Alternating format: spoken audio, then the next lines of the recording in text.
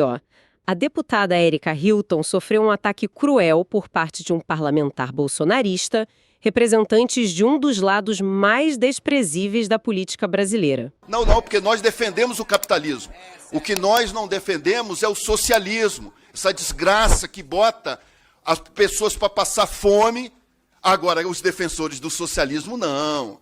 Andam de sapato de 10 mil reais, o maquiador o tempo todo, faz o cabelinho. É isso mesmo, viva o capitalismo. Por isso que eu falo, deputada Érica Hilton, elogie, eu falo o seu nome a hora que eu quiser. Quem manda na minha fala sou eu. E quem manda em mim é, no máximo, minha esposa. Você não manda em mim, você manda no teu maquiador, que fica maquiando. Você tem que elevar o capitalismo. Ó, tá vendo, presidente? Por que está se apaixonando por mim? Eu tenho esposa já. Presidente, aí fica difícil falar. Aí fica difícil falar. Deputado, o que a minha esposa tem, você não tem. O que a minha esposa tem, você tem. O que a minha esposa tem, você não tem. Asqueroso, nojento, o senhor é uma pessoa Cadê? Porque venceu o tempo dele. O deputado que estava falando antes de mim, ele dizia as razões pela qual ele não foi suspenso. E eu gostaria de usar o meu tempo para dizer as razões pela qual ele foi suspenso. Ele foi suspenso porque ele é um pervertido. Ele é um pervertido que associou a ministra Gleice a um trisal com o líder do PT nesta casa e a ministro. Ele foi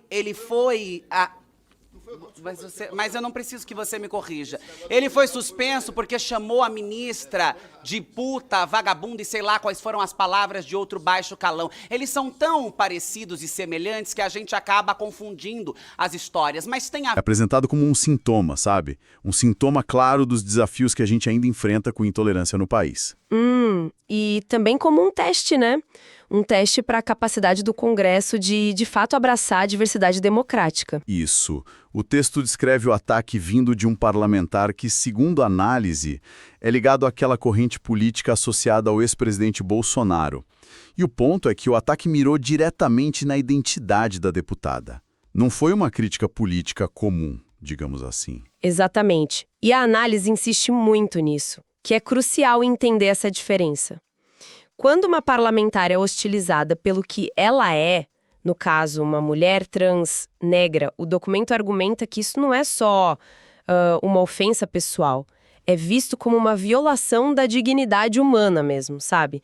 E um ataque à própria ideia de representatividade que, bom, deveria sustentar o parlamento. Quer dizer, a análise coloca isso como uma recusa em aceitar a pluralidade ali dentro. Isso. É essa leitura que o material traz. E tem um ponto interessante que a análise ressalta sobre o simbolismo, né? Argumenta-se que a Érica Hilton não está ali só como um indivíduo, Érica. Ela é vista como um emblema de resistência. Um emblema, sim, para comunidades que historicamente foram marginalizadas, né? LGBTQIA+, pessoas negras, mulheres.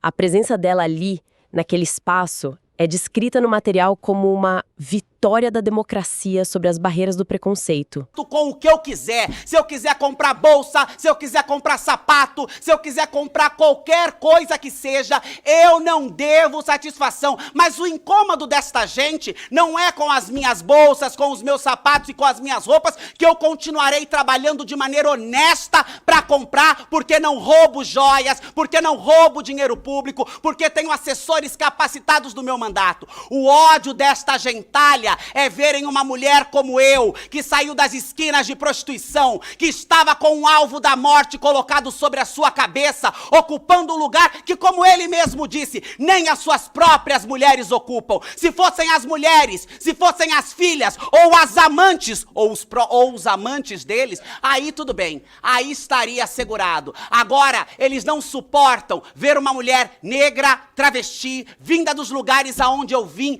ocupando o lugar com cargo que eu ocupo, e ocupo de cabeça erguida. Não me intimido diante dos canalhas, não me afronto diante dos canalhas, e seguirei comprando aquilo que sentir necessidade. Falaram aqui sobre o requerimento que nós vamos representá-lo, presidente. Eu estava tomando posse na Comissão da Mulher como vice-presidente, por isso não pude estar aqui no momento. Nós vamos apresentar porque ainda há uma gama de pessoas na sociedade brasileira que tem um nível de adoecimento psicossocial muito grande por conta de discursos como esses, que levam ao suicídio, que levam à automutilação, que levam à automedicação, que levam à morte e muitas vezes sequer encontram acolhimento no serviço público de saúde. E o que eu acho fascinante é como a análise conecta essa representação simbólica com a hostilidade que ela sofreu.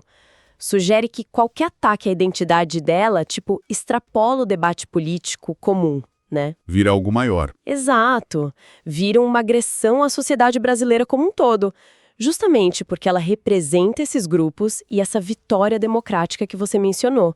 É como se o ataque quisesse mirar nesse avanço da inclusão, entende? Entendi. Faz sentido, ainda mais quando a análise entra na trajetória política da Ailton. O documento destaca o trabalho dela focado na defesa dos direitos humanos, da população LGBTQIA+, das mulheres, pessoas negras, outros grupos vulneráveis, e a votação expressiva que ela teve. É apresentada como resultado de uma luta coletiva. Uma luta coletiva contra aquela ideia antiga, né, de que a política tem que ser um clube fechado, homogêneo. Exato. E aí, conectando isso ao quadro geral. Pois é, a análise argumenta que é justamente essa presença de uma mulher trans, negra, de origem periférica, ocupando um lugar de poder que historicamente foi negado, que incomoda. Incomoda esses setores que o texto descreve como conservadores, retrógrados. Não seria, assim, a divergência de ideias o problema principal, mas a própria existência dela ali, a visibilidade, desafiando um certo status quo. Entendi. Então, para resumir a perspectiva dessa análise que a gente viu, o que isso tudo significa? O documento basicamente posiciona um incidente não como um caso isolado ou, sei lá, um deslize, mas como um sintoma mesmo. Um sintoma de uma resistência maior, né? À inclusão, ao avanço dos direitos humanos no Brasil. É, um reflexo das tensões que existem em torno da diversificação dos espaços de poder. É isso. Exatamente. A análise que a gente examinou, ela conclui apresentando esse ataque transfóbico a Erika Hilton como um lembrete bem duro, né? Dos obstáculos que ainda existem para construir um Brasil mais inclusivo, mais respeitoso. Onde a representatividade democrática não seja só formal, mas que seja protegida de verdade. Nossa, é. E isso deixa a gente com uma reflexão importante, né? No final das contas. Sim, deixa sim.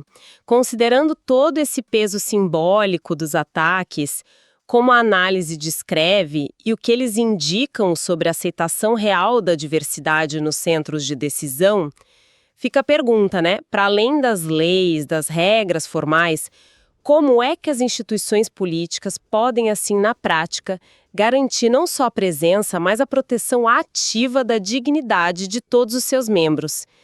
E como podem refletir e defender genuinamente a pluralidade da sociedade que elas representam? É algo para a gente pensar. E melhor, sabe, a importância de apoiar a deputada Erika Hilton frente aos ataques que ela tem sofrido e o que isso tudo representa num quadro maior. Bom, para começar, a fonte que a gente está olhando destaca que apoiar a Erika Hilton não é só um apoio pessoal, né? Não mesmo. É reconhecer a legitimidade da luta dela e, claro, a importância da presença dela lá no Congresso. Exato. Ela acaba sendo um símbolo, né? E não só da representatividade trans, o que já é enorme. Sim, fundamental. Mas também de um compromisso com a dignidade humana na política. E a forma como ela tem respondido com firmeza, né, esses ataques. É notável. Reafirma aquela necessidade de ocupar esses espaços sem se deixar intimidar. A Lizzie faz uma ponte interessante, né? Como isso se conecta com a nossa Constituição. Exatamente. Isso é fascinante porque não está solto, né? A fonte lembra bem, a nossa Constituição garante igualdade para todos perante a lei e condena, assim, qualquer tipo de discriminação. Isso está lá, é a base. É o pilar. É o pilar. Então, quando um parlamentar usa a posição dele, o mandato, para fazer ofensas transfóbicas, Não é só uma agressão a uma colega. É bem mais grave. Vai além, né? Muito além. É um ataque direto aos princípios da Constituição que essa pessoa jurou defender. Aí, o texto argumenta que as instituições têm que agir, têm um papel ali. De guardiões, né? Isso. Aplicar as sanções que existem, sabe? Deixar claro que não tem espaço para intolerância no legislativo. Não é questão de opinião, é de cumprir a lei. Faz todo sentido essa conexão. E aí, o material que a gente está vendo também traz um ponto que, nossa, conecta isso tudo a uma realidade bem mais sombria, né? Sim. Menciona os índices altíssimos de violência contra pessoas trans no Brasil. Como é que o texto liga esses ataques específicos no Congresso a essa violência lá fora? Olha, essa é uma das conexões mais fortes e mais preocupantes que a análise faz. O argumento é que esses ataques, ainda mais vindo de figuras de autoridade, né, dentro do Congresso... Isso, com o peso que isso tem. Exato.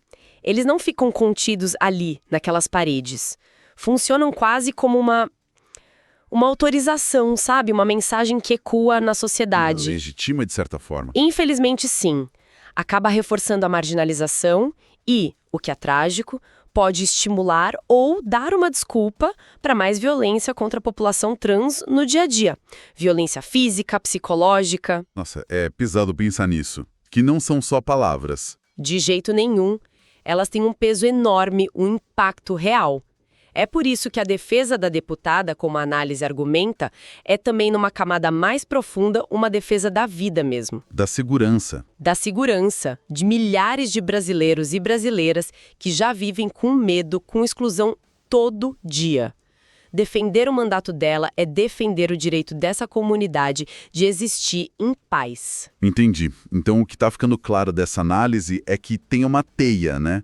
Tá tudo interligado. Exatamente. A representatividade de uma pessoa eleita, a defesa dos nossos direitos constitucionais e a segurança, a vida mesmo de um grupo inteiro. Tudo isso está amarrado nesse caso. Um ataque lá no plenário reverbera muito. A representatividade individual no parlamento, ela não é só simbólica. Certo. Ela está ancorada nos princípios da Constituição. E quando esses princípios são atacados, como nesses casos de transfobia contra a deputada, o impacto é direto, é perigoso para a segurança e para a dignidade de toda uma comunidade que já é vulnerável. Fique então para a gente pensar um pouco mais, né? Além do que a gente discutiu aqui a partir do material. Se a Constituição exige que a gente proteja a igualdade, que outras medidas proativas mesmo, sabe? Além de só reagir quando acontece alguma coisa. Sim, o que mais poderia ser feito?